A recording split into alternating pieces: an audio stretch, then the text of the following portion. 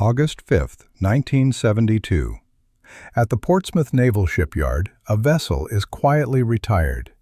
19 years of service come to an unceremonious end. There are no victory pennants flying from its sail. No grand tales of enemy vessels sunk in the cold, dark depths. This submarine, the USS Albacore, never carried a single operational torpedo. It never tracked a Soviet rival through the silent abyss. It never fired a weapon in anger. By any conventional measure of war, its career was a complete failure. A ghost in the fleet. Yet the shadow it cast would stretch across the globe, defining the very shape of undersea warfare for generations to come. Every modern submarine, whether it flies the flag of America, Russia, Britain, France, or China, owes its existence to the secrets unlocked within this one, unarmed vessel.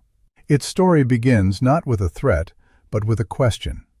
A question that, in 1952, seemed almost academic. The Navy was not building a warship. They were building a laboratory of steel designed to solve a single puzzle.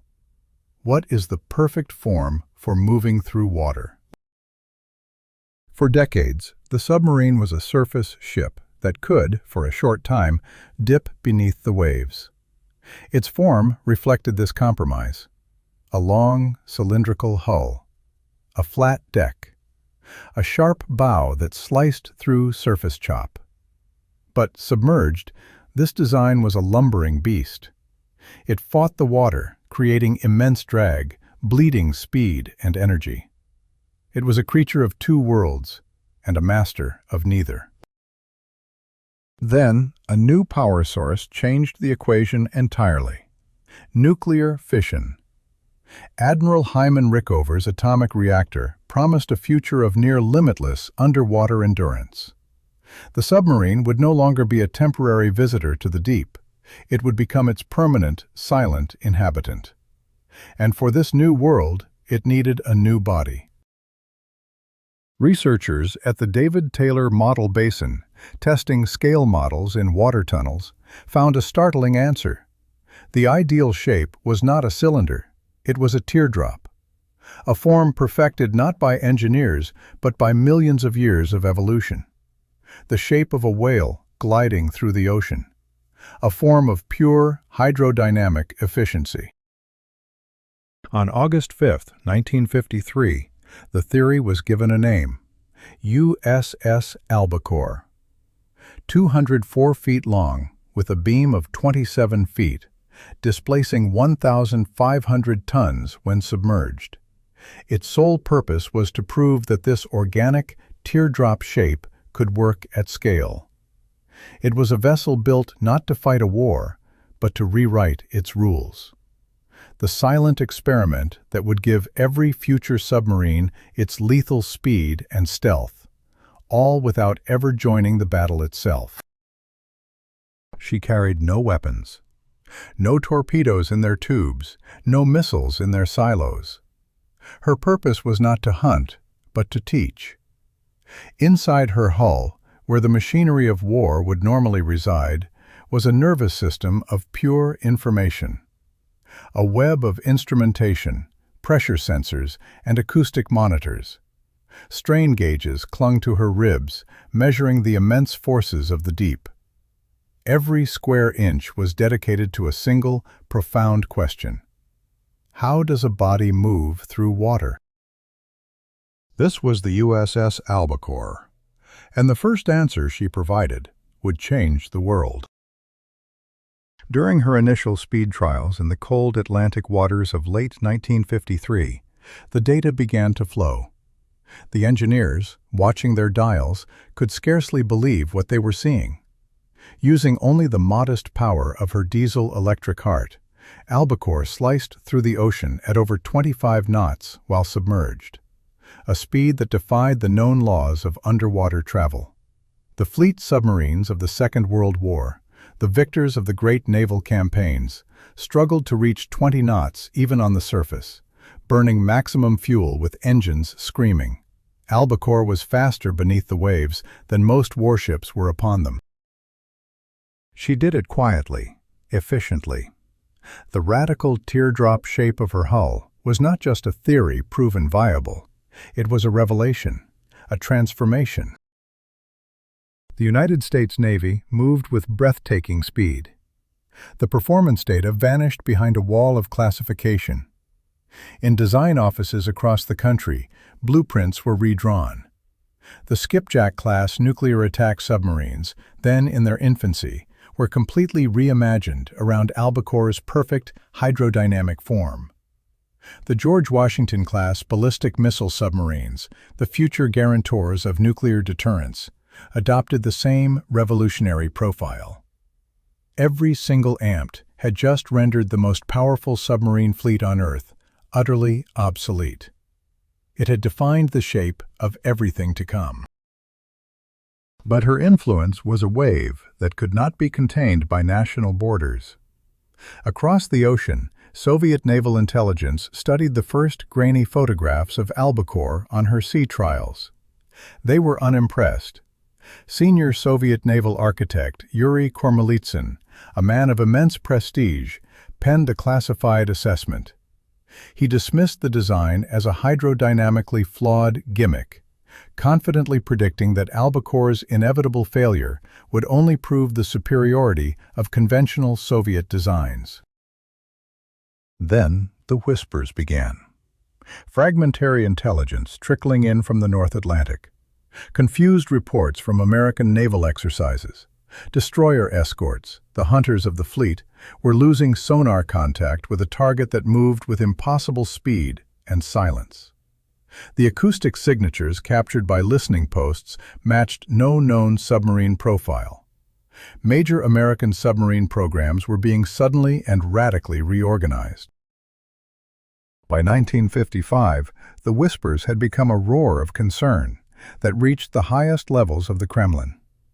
Admiral Sergei Gorshkov, the formidable commander-in-chief of the Soviet Navy, ordered a complete and urgent reassessment.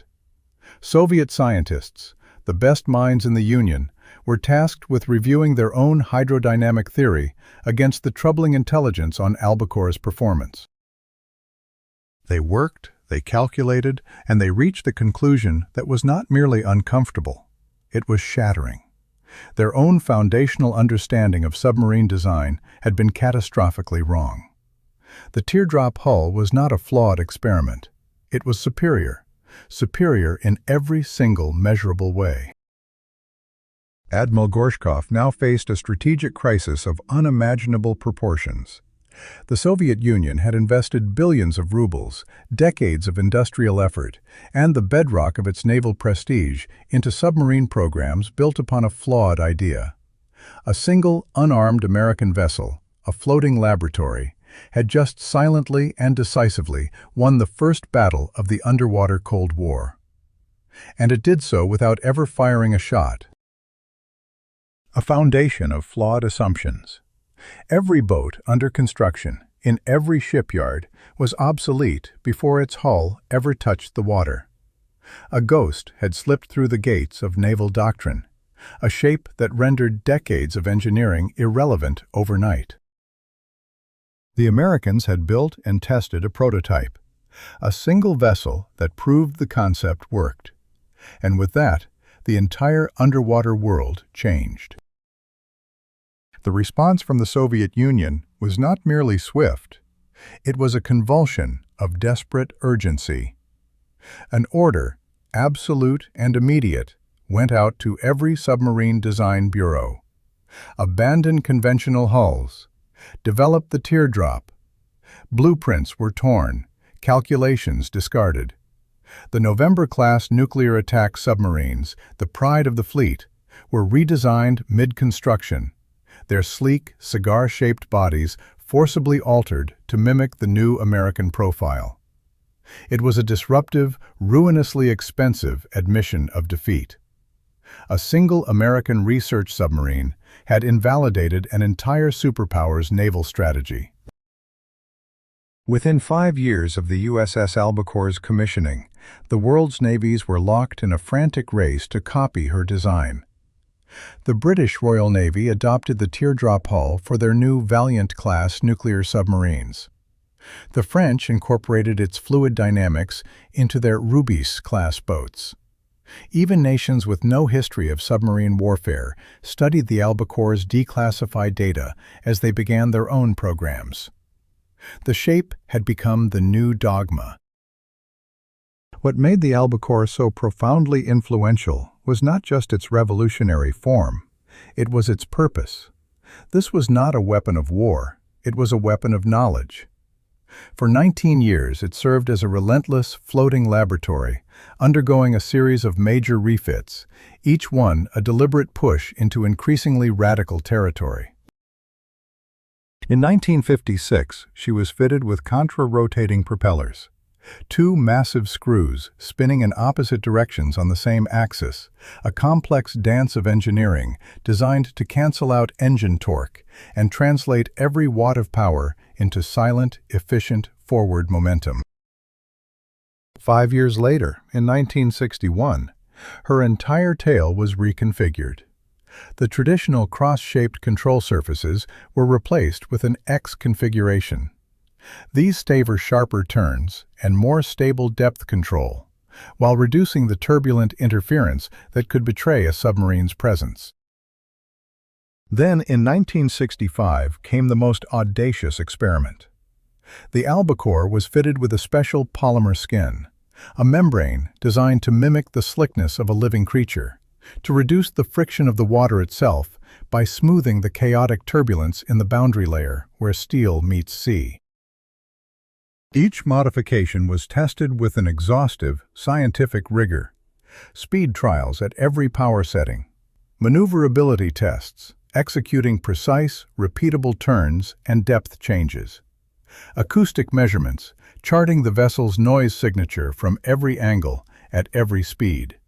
Efficiency calculations, measuring the raw consumption of energy against raw performance. The mountains of data from these tests became the foundation for 2 generations of submarine design. Every innovation the albacore proved successful would appear in the operatostrophic and expensive mistakes. It was a machine built to fail, so that others would not.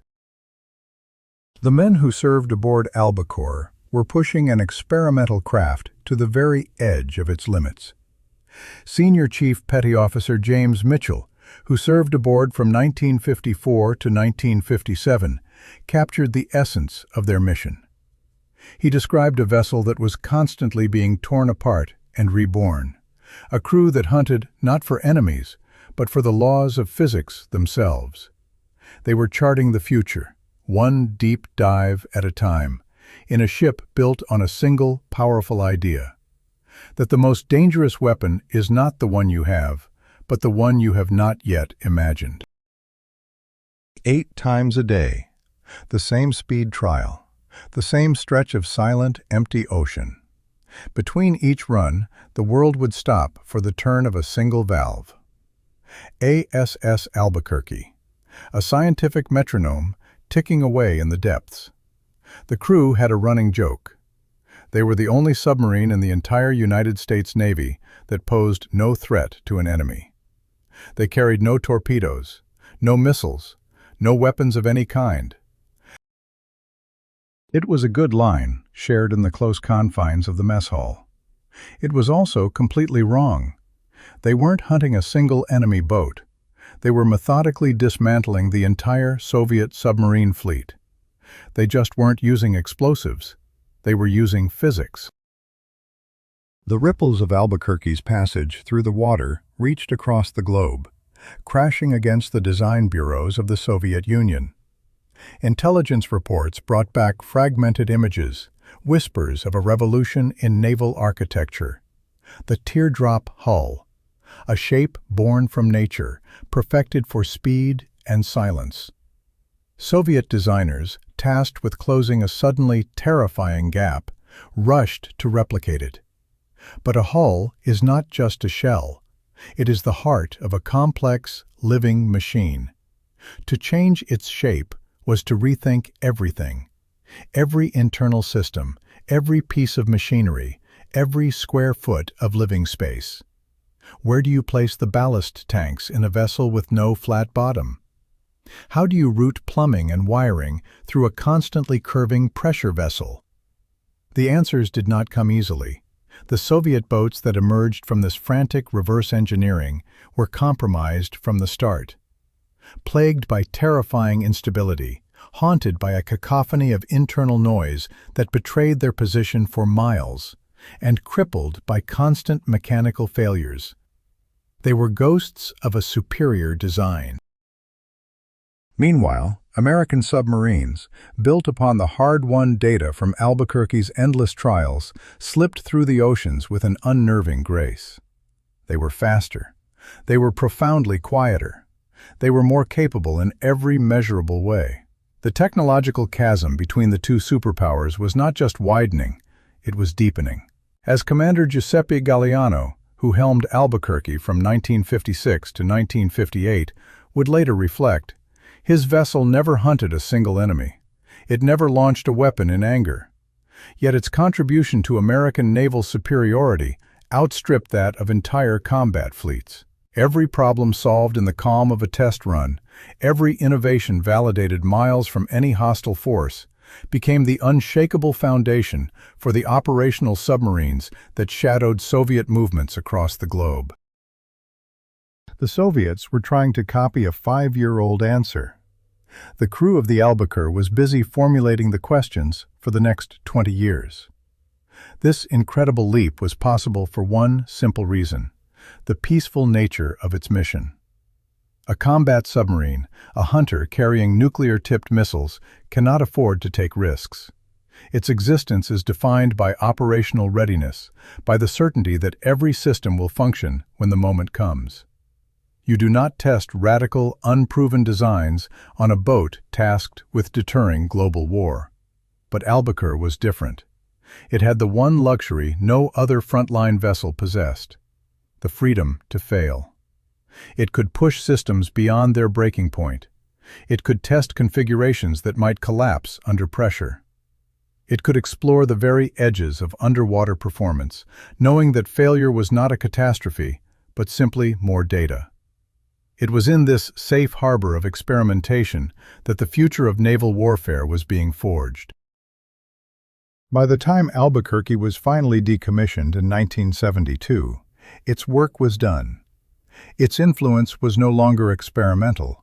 It was universal. Look at any modern submarine from any nation, and you will see its ghost. The teardrop hull became the standard. The unique configuration of its control surfaces, a tested and proven arrangement.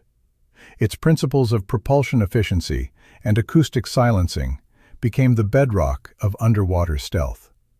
The revolution was complete. And it all began not with the roar of a missile launch, but with the quiet, patient work of engineers in the silent dark. Turning a single valve 8 times a day in a submarine that couldn't sink a thing, yet managed to sink an entire navy. To Soviet naval engineers, it was a hydrodynamic absurdity. A design so counterintuitive, so divorced from the established rules of submarine construction that it was deemed a wasteful folly, and named Albacore. Today, she rests on dry land in Portsmouth, New Hampshire, a silent monument of steel next to the very shipyard that gave her life. Her days of slicing through the cold Atlantic are over. Visitors now walk her cramped corridors, tracing their hands over the experimental equipment that quietly redrew the maps of naval power. They are walking through the genesis of an idea that would conquer the world's oceans. The teardrop hull, once so radical, is now the universal standard. Modern submarine designers cannot conceive of another form. The revolutionary has become routine. The experiment has become doctrine. This single audacious vessel became the template for every submarine built since, by every major power on Earth. When the United States forged its Virginia class, the planet's most advanced attack submarines, the design teams returned to the Albacore's original test data. They studied its methodology, systematic testing, meticulous measurement, relentless refinement. When China embarked on its nuclear submarine program in the 1970s, its engineers reverse-engineered the Albacore's published specifications. When India developed its Arihant-class ballistic missile submarines, the lineage of the hull traced directly back to the principles validated by this one American testbed. The influence bled far beyond the silent service. Civilian submersibles exploring the darkest trenches, underwater research vessels charting new frontiers, even autonomous drones mapping the ocean floor, all incorporate the hydrodynamic truths the Albacore first revealed. She carried no weapons. She fought no battles. Yet she defeated entire submarine fleets before they were ever built. Her victory was not measured in enemy vessels sunk, but in a technological leap so profound it rendered all previous designs obsolete. The USS Albacore won a technology race that defined the next half-century of undersea dominance, all without ever firing a single shot. A triumph not of force, but of form.